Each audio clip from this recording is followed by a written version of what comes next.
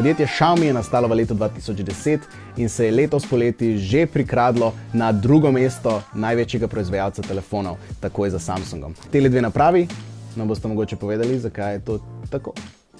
Gremo si jih pogledati. Začel bi kar z polnilcem, ki ga šokantno dobimo kar v škatli zraven. Pri 11T modelu gre to za 67W charger, ki je zelo hiter. Pri Pro modelu pa dobimo zraven kar 120W charger, ki vašo napravo od 0 do 100% nafila v 17 minutah. Na obeh napravah najdemo svetu 120 Hz ekran, ki pa je tovarniško nastavljen na 60 Hz, tako da v primeru, da se odločite za katerokoli od teh dveh naprav, veste, kaj je prva stvar, ki jo morate narediti.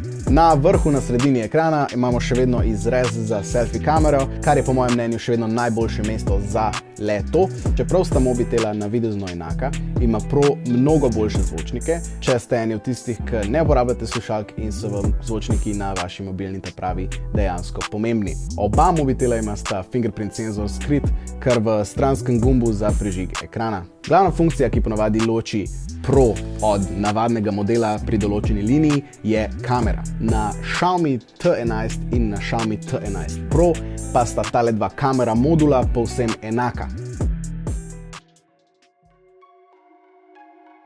Glavna leča ima 108 megapikslov in za mobilno napravo ujame blazno veliko detajlov. Barve so jasne, natančne, prav tako pa vam Xiaomi ponuja kar nekaj filtrov, če imate radi bolj nasičene, toplejše, hladnejše barve in tako dalje. Seveda pa lahko preklopite na Pro mode, ki vam dovoli, da tako barvo kot ostale parametre, ki se zadevajo fotografije, urejate sami. Oba modela vam ponujata zajemanje super makro fotk, kar je vedno lepo videti. Poleg tradicionalnih načinov kamere, kot sta panorama in nočna fotografija, pa vam je Xiaomi letos dal zraven še ene par kreativnih opcij, naprimer tile kloni.